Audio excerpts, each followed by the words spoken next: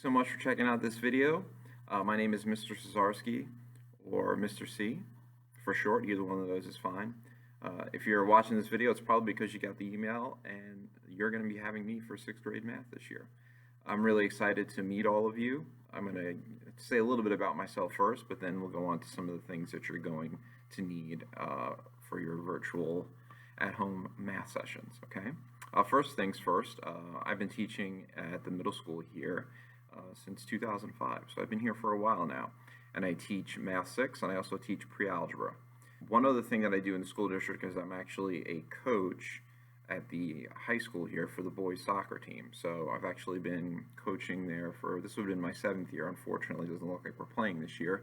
But before that, I actually coached at the middle school for 5 years. So I've been coaching in the district now for about 12 years. It's definitely one of my favorite things to do. So if any of you are interested in soccer, I'm definitely someone that can have a conversation about it. As far as me outside of school, I have a family. I have 3 daughters at home.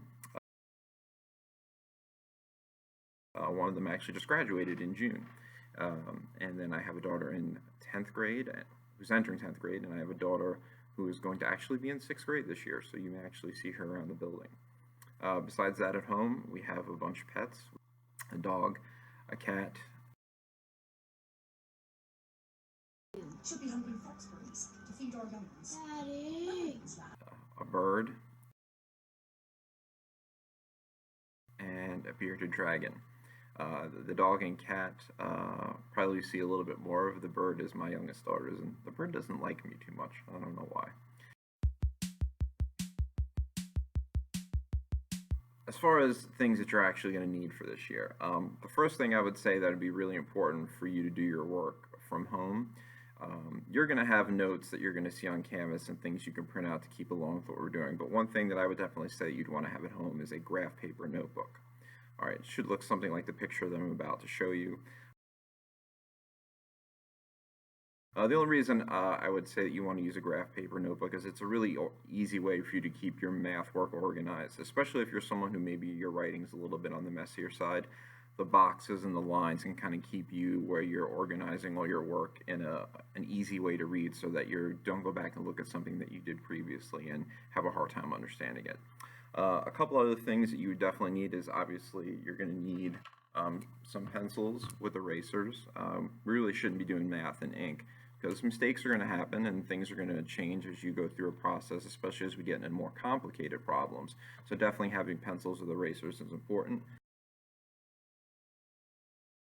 One other thing I would say it'd be good to have is highlighters, especially a couple different color highlighters, because a lot of times where I may want to emphasize one step or another, and I may say, well, you know, all these steps that we're doing address this maybe thing, and then I'll highlight all those things in green, and maybe there's another thing that we'll do and I'll highlight all those parts in yellow. So having a few different color highlighters is really beneficial. One thing that I definitely would suggest for everybody is to have your own calculator. Okay, so this is a TI-30. I'm pretty sure you can get these places like Target or Staples. Usually they run anywhere between $10 and $15. If you have a calculator that's besides this one, that's fine. I would say I find this one really easy to use for the stuff that we're doing in 6th grade, the fraction functions that you'll need, the square root functions that you may need. But in general, for everything that we're going to be doing in 6th grade, I'd suggest this calculator right here, the TI-30. They have some other colors here, like here, for instance, here's a pink one, if you're into that. You may also want to have some colored pencils around, because there'll definitely be some times when we do things, like I said, that you don't want to use colors for. Another thing, having something that's a straight edge or a ruler that you can use. Here's there's a protractor, but I'm more worried just about having something that you can easily draw lines with as we go through things. One thing I'd want to say to everybody is, I know everyone is probably going to be feeling strange about starting the school year the way we are. Whatever anxiety that you're feeling, just know that the teachers are here to help you. I'm here to help you. We're going to do everything that we can to make sure that the start of your school year is really, really comfortable, and that you learn how to use Canvas, you learn how to hand in assignments. And so there'll definitely be some time at the beginning of the year for us to really help you get acclimated to the things that you're going to need to be able to do. All right, so that's basically all I have to say. If you do have any questions, you can email me here at the school, cesarSkim@pasd.com. and I'd love to hear from you. Now, here's my challenge. So if you watch this video, all right, one way that you can kind of let me know that you did that, and maybe I'd kind of shout somebody out if they're able to do this. If you can name a number that's a perfect cube and just put that in the comments to this video, I'd appreciate it. All right. Everyone have a great rest of your day, and I will see you soon.